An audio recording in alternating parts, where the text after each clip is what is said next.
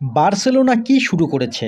কাসাডোকে ছাড়তে চায়, ফার্মিন লোপেজকে ছাড়তে চায়, ক্রিস্টেনসনকে ছাড়তে চায়, কিন্তু রোনাল্ড আরোহোকে রেখে দিচ্ছে। টার স্টেগানকে ছাড়তে পারছে না।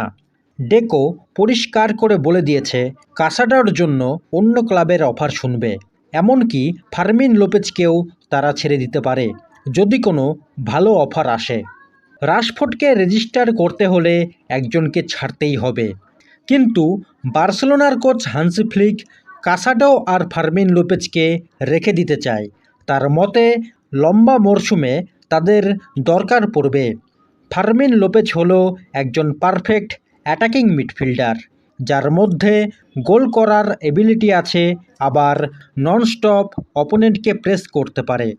আমরা জানি দানি ওলমো মাঝে মধ্যেই ইনজুরিতে পড়ে। গত মরশুমে দানি ওলমো অনেক ম্যাচে অ্যাবসেন্ট ছিল, তখন ফার্মিন ভালো পারফর্ম করেছিল। আবার দানি ওলমোকে রেস্ট দিয়েও ফার্মিনকে ব্যবহার করেছিল। এমনকি স্পেন জাতীয় দলেও ফার্মিন লোপেজ সুযোগ পেয়েছিল। তাকে পাওয়ার জন্য পিএসজি, চেলসি আরও অনেক ক্লাব রেডি আছে। অন্যদিকে মার্ক কাসাডো কী লেভেলের প্লেয়ার সেটা গত মরশুমেই দেখিয়েছে।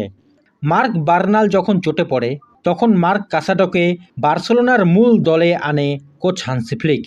ডিফেন্সিভ মিডফিল্ডার হোক কিংবা সেন্টার মিডফিল্ডার, কাসাডো মাঠের মধ্যে একজন ওয়ারিয়র। অনেকেই তাকে কিমিচের সাথে তুলনা করে, আবার অনেকে বলে কাসাডো হলো পেড্রি আর গাভির মিশ্রণ।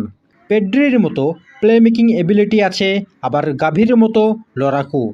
কাসাডো শুধু একজন ব্যাকআপ প্লেয়ার না, সে প্রথম একাদশও ডিজার্ভ করে। কিন্তু ডেকো এরকম দুইজন লা মাসিয়ার প্লেয়ারকে বিক্রি করতে চায়।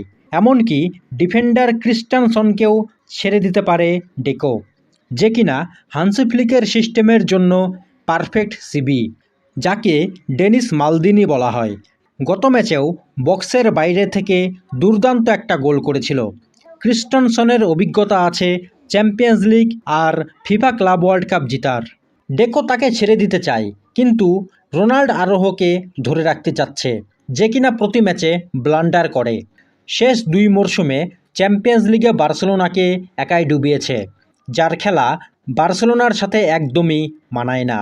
না আছে ভালো পাসিং, না আছে ভালো কন্ট্রোল, না আছে প্রেশার নেওয়ার ক্ষমতা।